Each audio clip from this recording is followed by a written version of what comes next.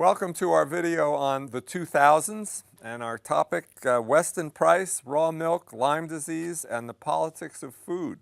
So we got questions on all those topics. Our first, you've been talking and writing about Weston Price since the 1970s. Why did you put this in the title of the video about the last 10 years?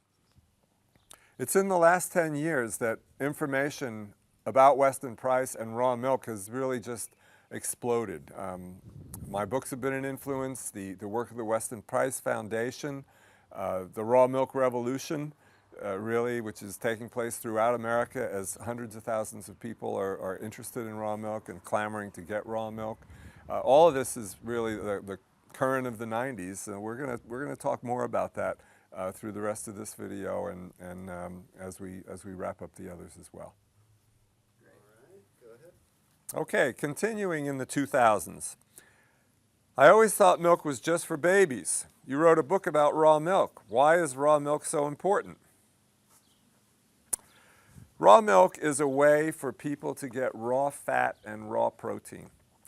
It's easy to get raw carbohydrates, vegetables, for example, fruit, vegetables. But raw fat and raw protein have unique and wonderful benefits. Most people aren't going to eat raw meat and raw eggs like I do, but raw milk is a pretty good idea for them. So raw milk can become a staple in the diet that provides nutrients that are unique to raw animal foods. Raw milk from healthy animals is safe, nutritious, healthy. As far as it being just for babies, not really. Human beings adapted or developed the genes and the ability to digest dairy products, particularly well, raw dairy products, as adults some 10, 20,000 years ago. So it really became a natural part of the human diet for the people with that adaptation. And it makes for greater health in the people with that adaptation if they use those foods. You can certainly live without raw milk if you choose to eat a number of the other foods that I'm describing and that I describe in other places on the blog as an alternative. But no matter how well you're doing with a good diet that's grounded in all those animal foods, it becomes much more interesting if you include raw dairy products like raw butter, raw kefir or yogurt, raw milk itself, raw cream as part of the diet.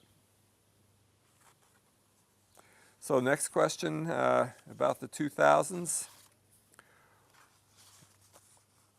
What do you think is the link between politics and food?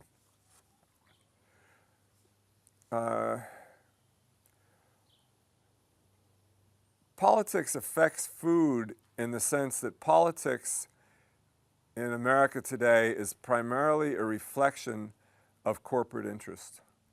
The way politics operates and the way things run is primarily to reinforce, take care of the desires of the large corporations whose money controls the way things work in the modern world today, including the foods that are available in the supermarket, the foods you see on TV, the foods that are advertised in the papers. So you basically, most of you, eat the way the corporations want you to eat. The corporations control the political agenda. The political agenda reflects the desire to sell foods that are very profitable for Wall Street and to hell with your health. That is the link between food and politics today. I couldn't say it any more clearly or more simply. Any questions about that? Well, actually, we didn't cover this in the 1990s when the co-ops and the health food stores, basically the word organic itself became a corporate logo. So how is that affecting, you know, the organic food movement and things like that? I would say that the organic food movement was largely co-opted by the corporations in the 1990s, and that continues today. So you have, on the one hand, you have greater availability of organic and natural foods, which is a good thing and a very good influence on a lot of people's health and on a lot of people's consciousness. On the other hand, it's been diluted and watered down, and it has not stopped the elimination of the small farmer. Although we have a resurgence of small farmers today, and interest in raw milk and naturally raised meats, but by and large the small farmer continues to be wiped out. We had 3.1 million small dairy farmers with an average of 8 cows each in 1946. We got 100,000 dairy farmers left with an average of 80 cows each, and the little people that sell raw milk to their neighbors are practically non-existent. So the corporatization has contributed to that, basically taking people off the farm and sending them into the cities to work in factories and offices. The story of modernization. And on that rather somber note, any other questions about the 2000s? Dr. Ron, you've gone through the decades of your life.